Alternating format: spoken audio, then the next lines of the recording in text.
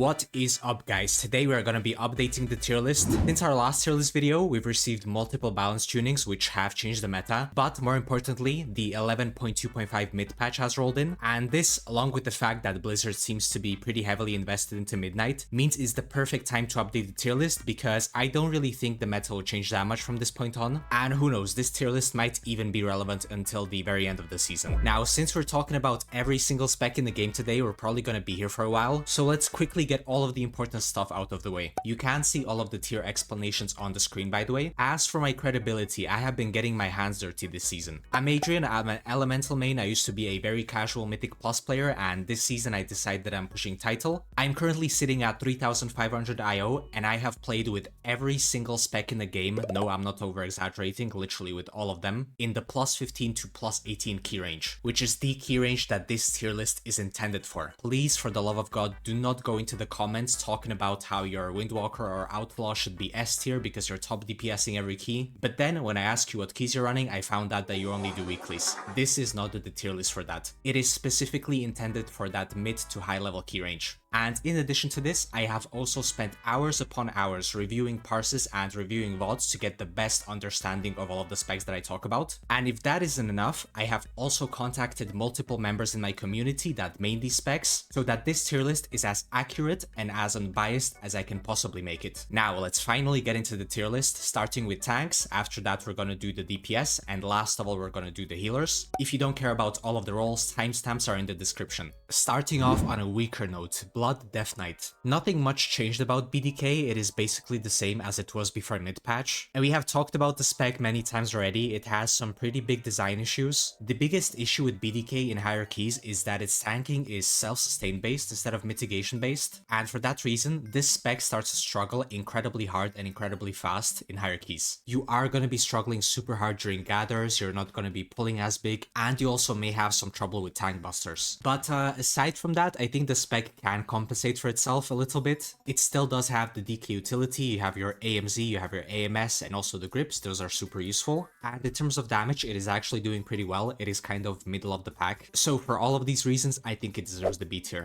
Next up, VDH. This spec has been slowly declining throughout the season, but that doesn't necessarily mean that it's bad. For the most part, this spec is the same humongous mob control powerhouse that it was in Season 2, but there are two issues. The smaller one is that the spec defensively isn't as strong as it was before, it now struggles a little bit, whereas in Season 2 it was practically unkillable. But the bigger issue here is that VDH is the lowest damage tank in this entire game, even less so than Bear. As we know, tank damage is very important this season because keys in general are a bit easier to live but a bit harder to time. But despite that, I think the spec is still incredible, especially when it comes to the mob control, and it also has a very nice raid buff. I think it deserves the A tier. Up next we have Bear, and this will probably be my most controversial take when it comes to tanks. I am going to be putting Bear at the bottom of the A tier. Now many people would advocate that Bear, BDK, and maybe to some extent even VDH should be in the same tier as they all have sort of pretty big issues. But, and I will literally die on this hill, I think both of these tanks are slightly superior to BDK. Now for Bear's issues, just like VDH, Bear has pretty bad damage, it is the second worst damage tank in the game. The AoE is actually kind of nice, but single target is very bad. And then it also has pretty low mob control just like BDK, but I think Bear generally provides more useful utility, such as the insane verse buff, vortex, a bit of off healing, and also since this tier list is partially comparative, Bear just generally, in my opinion, fits way better into the meta. The fact that Frost DK exists, which we're gonna get to eventually, makes Blood DK incredibly pale in comparison. Now I know this could technically be said about Resto Druid, but rocking a Guardian and then a Shaman healer along with some other DPS is just generally a much more useful combo than rocking a BDK with some random specs on the side. Again, although it has some niche and nice uses sometimes, I don't think it compares to either of these specs. Next up, Brewmaster Monk. Spec is still doing pretty good in my opinion. Maybe it did get a bit outscaled as compared to early season, but the spec still has very good survivability and also very good damage. It is currently the second highest tank in the game, and in terms of living dungeons, it also seems to be doing pretty fine. When it comes to mob control, it's not the worst or the best thing ever, it's kind of in the middle, I would say. And you also have some pretty nice monk utility. Poison Dispel, Displacement, they are kinda niche, but they do tend to be generally useful. And also the raid buff is really solid when you're playing in physical comps. Overall, Brewmaster, a very solid tank in my opinion, A+.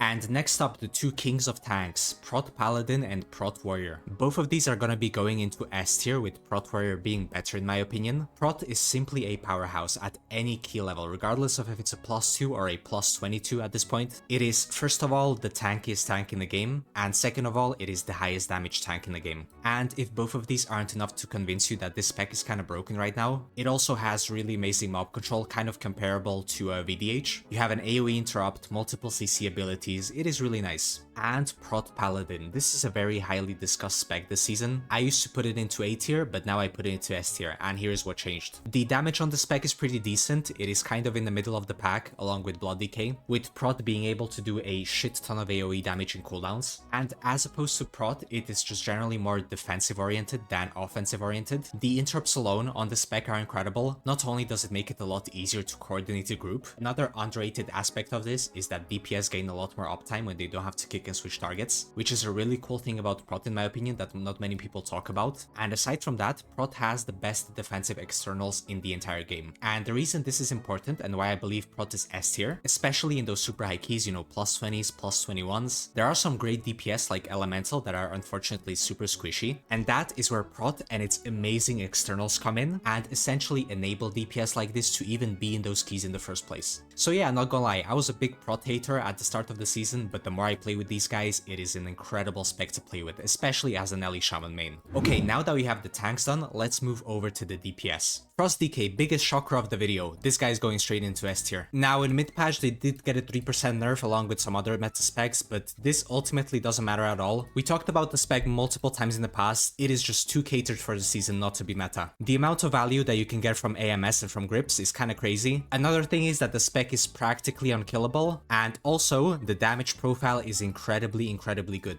From what I've seen in the keys that I've played, Frost basically doesn't have any weakness whatsoever. ST is incredibly solid, mass AoE is among the best in the game, Cleave is also really good, and to top it off you have 1.5 minute cooldowns with 45-second power windows. So yeah, Frost is just Frost from before mid patch. Unholy DK. Now previously I've had it in A+, but I do think it's a little bit worse comparatively to other specs. While it does bring the same survivability and utility as Frost DK, the biggest difference between these is that Frost has a lot more prio damage, and also it just generally seems to have better output in almost every scenario. Regardless, Unholy is a really solid spec, and I've seen teams play it in super high keys depending on the T comp. For now, I'm gonna keep it in the upper A tier. Havoc. Now previously this spec was in the S tier, but I think I did overestimate it quite a bit. Its current biggest issue is that the single target is pretty bad without funnel, in which way it is a bit inferior to specs like BM Hunter and Arcane Mage, but nevertheless the AoE, the cleave, the funnel damage remains to be insane. Along with some amazing mob control and a pretty strong raid buff, it still deserves to be in the A+ tier. Next up, let's go over to the Druids. Starting off with balance, it's in a pretty weird spot in that it gets quite overshadowed by Resto Druid and I think even Feral to some degree. Nevertheless, I think the spec is actually pretty underrated, and the damage, although not as strong as in Season 2, it is still there. Along with the raid buff and the beam, I think A tier is like the perfect spot for it. Feral Druid, genuinely amazing spec this season I think. Amazing AoE and pretty good funnel, but it retains the same issue that it always had, which is that it's super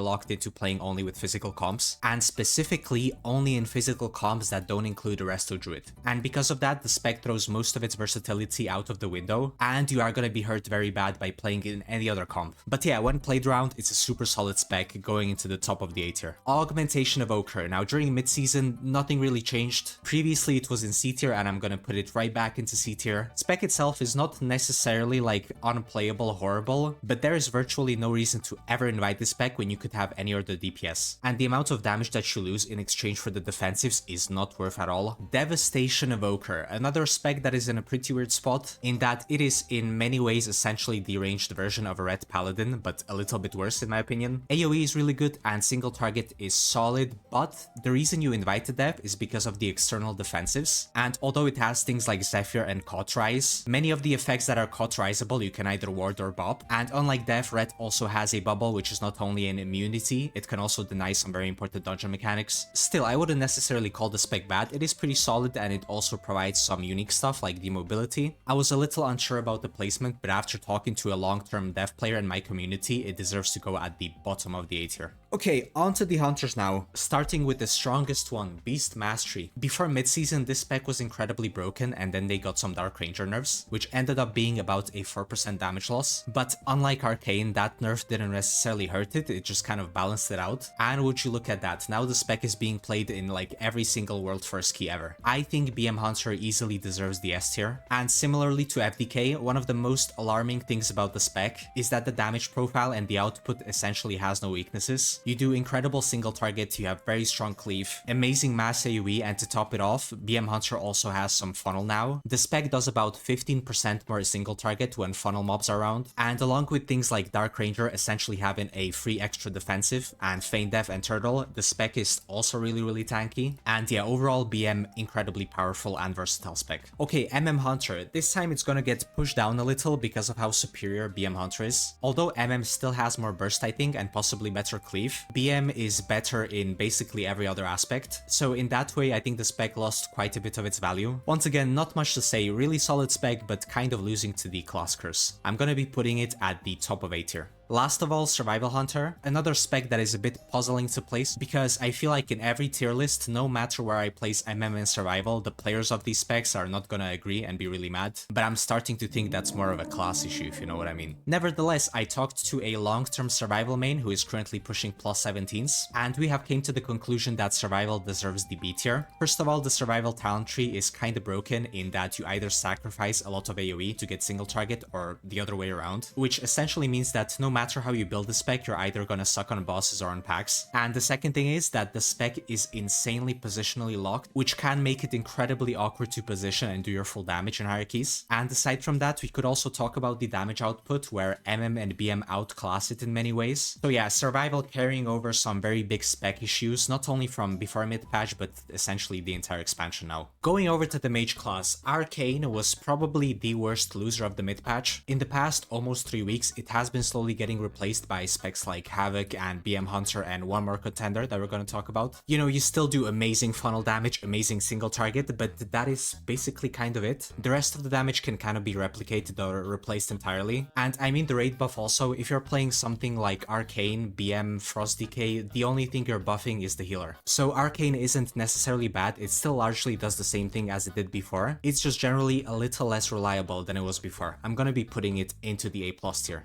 Fire Mage is another spec that didn't get anything out of the mid patch, and my opinion about it is basically the same as before. Because of the entire ignite mechanic, this spec can shine and be actually really cool in some cleave scenarios, but generally the other damage profiles are quite lacking. So once again, another spec that kind of gets outshined by a spec in the same class that basically does the same thing, but just a bit better in every aspect. Fire is gonna go to the exact spot where it was before, in the top of B tier. Frost Mage, this is where I'm gonna change my opinion a bit from the last time. In terms of damage profile, Frost is a pretty good all-rounder, it can basically do anything, except the issue is that it also kind of underperforms in everything as well. 2-target in theory should be incredibly good, right? But there's not many scenarios where you use it, and even then it can be outscaled by more versatile specs, and it also has a very large design issue in hierarchies. I feel like chain pulling was always really popular, and it can save a lot of time, and because of all of the slows from your basic abilities, Frost Mage makes that really hard and completely counterproductive. The underperformance from the spec the entire season has been quite disappointing, so because of all of these reasons, I'm gonna be putting Frost at the top of B tier. Next up, another unchanged spec in the mid patch, Windwalker Monk. Nothing about its disappointing output has changed unfortunately, mostly because of its target cap, the spec is generally lacking. I would say that the single target is good, and also a very specific pack size, I don't know, whatever it's capped to, like 8 targets, can be really good, but aside from that, Windwalker underperforms in every single area. Overall, it's gonna be a super niche spec that can be taken in physical comps where neither Mistweaver or Brewmaster are gonna be present, but those are pretty rare scenarios, and even there, the Windwalker can still struggle. Once again, not really the worst spec ever, it can perform sometimes, but most of the time it's not gonna. So just like at the start of the season, bottom of the B tier you go. Red Paladin, I don't think we need to talk too much about this spec. I already essentially talked about it with Devastation, I just think it's a bit better in every aspect. Still has the same strengths and weaknesses as before. Pretty good AoE, decent single target, but it is super paddy. A pretty underwhelming raid buff, but the defensive externals can be super useful, and I think they're a bit better than Dev, so above Dev you go. Shadow Priest, it is still a little bit of a tragic spec. It is essentially a dollar store arcane mage, except that in hierarchies it also dies to paper cuts. The performance isn't necessarily bad, especially single target. Single target on this spec, I have checked the parses and it is amazing, very good. But unfortunately, the survivability, which is precious in higher keys, is just not there with the spec. And overall, the entire season now, the spec just seems to be outshadowed by similar specs, all of which have less negatives than this guy does. I will be putting SP above Red Paladin. Up next, we have the Three Musketeers. Assassination, another bit of a tragedy. The spec is underperforming because it is bugged, and it has been bugged for many months now. Blizzard just refuses to fix it for some reason. And that is a big deal breaker because the only thing you bring Rogue for is the damage. They essentially provide nothing, and they also require restelves, which makes chain pulling a nightmare. And because of that, Assassination Rogue is super problematic. The only thing that this spec does well is big funnel damage, but it provides nothing except that. The pure single target without funnel present is one of the worst in this entire game, and the spec's just generally a bit of a pain in the ass to play around. I am gonna be putting it below Survival Hunter into the B tier. On to Outlaw. This spec has been jumping all over the place in my tier list this season, but I have concluded that it has a firm place in B tier. For people who don't understand why Outlaw is such a rare spec to see, it's because this is possibly the most restricted, the most comp-based spec in this entire game. Outlaw is 100% reliant on a physical comp to do damage, but even then when you compare it to other physical specs, it has massive issues. First of all, the target cap is the biggest issue here. Tanks have to sort of pull around this spec to work properly. Another thing seems to be single target. Outlaw is pretty bad at that. And while its counterparts, Assassination and Subtlety, do very high prio damage, Outlaw is also really bad in that regard. And so when all of these issues pile up, you might ask yourself, what does Outlaw actually do? And the answer to that is essentially nothing. Well, it doesn't really do nothing. It does 8 target damage really well, which is why you see it pumping big damage on damage meters. And that is exactly the reason why I have called Outlaw a fraud spec multiple times before. Because yeah, the spec is basically a patter spec, except it pads in 8 targets only instead of 20. So yeah, now you know why it's a bit of a problematic spec and you don't really see it much. Actually, I was gonna place it here, but as I'm making this tier list, I'm thinking that Windwalker maybe is a bit better in some regards and a bit more useful, so I will be placing it at the bottom of B tier. Subtlety, yay, finally we have a good rogue spec. Now, first things first, sub has been pumping this season. Regardless of if it's single target, cleave, or even AoE, spec is actually really nice. It puts out some big numbers. Aside from that, it also has nice prio damage. It can funnel through Shuriken Storm. And my favorite thing about Subtlety is I noticed that this spec doesn't really care about restelves as much as the other two do, which for the chain pulling reasons that I've explained before, very, very nice. Let me plop it at the top of A tier below Hunter.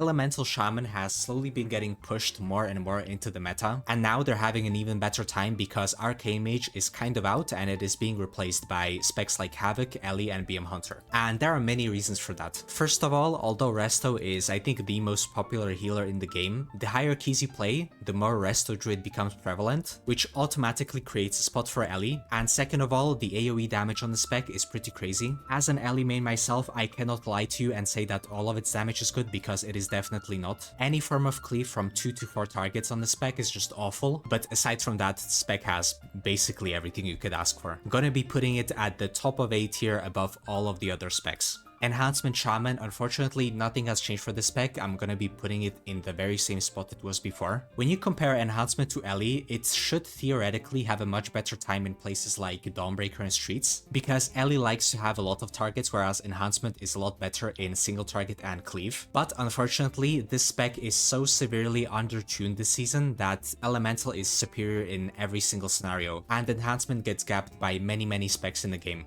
Affliction Warlock, here is where I made a drastic change in that I'm gonna be splitting Demo and Affliction, because after playing with multiple of these around the plus 16 key range, Affliction has an immense design issue, where I think it is single-handedly the worst spec in the game in dealing with adds and mechanics that spawn out of nowhere. Think of scenarios like the ads spawning on the first boss in Ecodome, or the spiders in Arakara. AF is just genuinely awful when it comes to dealing with these, and even if you disregard these scenarios, the damage overall just seems to be kinda of mid, nothing special about it. There are multiple specs that are both better and worse in basically every single damage profile, so in general the spec is just super uninviting to both play and to get into your group. I think Av deserves to be above Assassination Rogue. Now, Demo Lock. Similar thing as Av actually, except that this spec just kind of pumps in many scenarios, where a couple of the best overalls in the world are actually performed by Demo Locks. I myself am not even sure where this damage is coming from, but it seems to be super consistent as far as I'm aware. As for the negatives, it kind of lacks a unique damage profile, except maybe single target. The single target is pretty good on the spec. But yeah, generally just a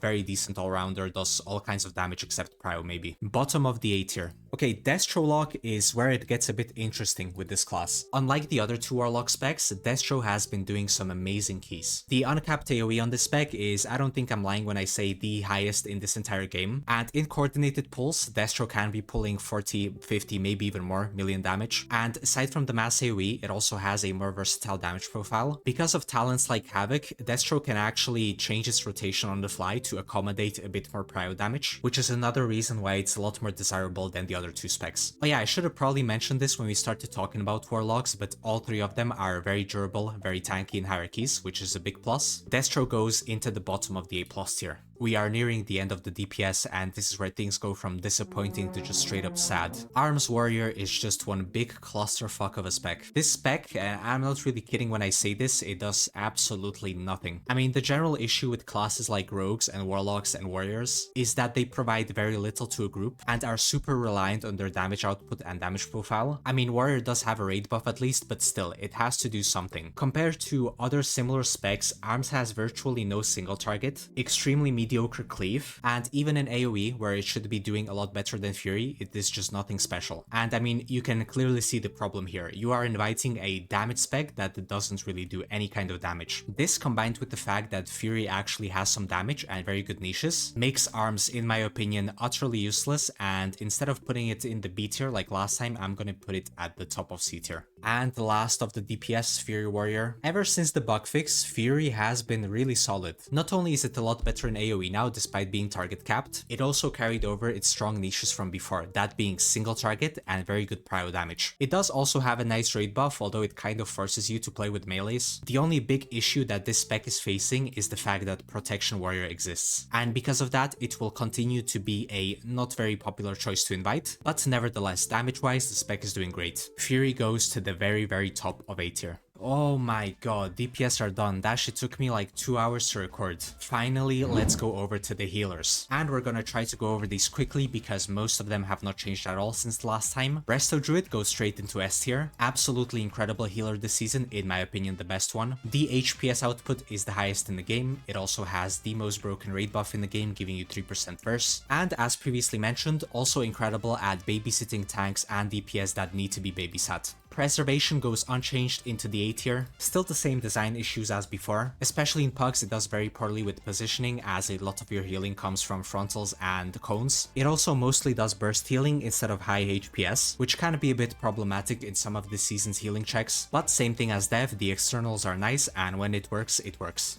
Now Mistweaver is where I made a bit of a change. Instead of the B tier, I'm gonna put it into the A tier. The bug fix that we have received has seemed to scale very nicely over the weeks, and generally, in terms of performance, I think it deserves to be here with the other two healers. Unfortunately, Mistweaver's biggest issue remains to be the fact that it's very undesirable outside of physical comps. Holy Paladin unchanged, above pres, still a little awkward in terms of healing tools, but generally the spec is nice and the Paladin externals are always there, very reliable for both tanks and DPS. Disc goes to the same spot, no point in yapping too much about it. Although both the healing checks and raid buff seems to be weaker than the healers in the S tier, it still provides the same super strong mitigation that it did in Season 2. Holy Priest is still gonna be the weakest healer in the game. This spec's design philosophy unfortunately kinda gatekeeps it from being good in hierarchies. It is a jack of all trades, master of none kind of situation, except that this spec is not really jack in everything.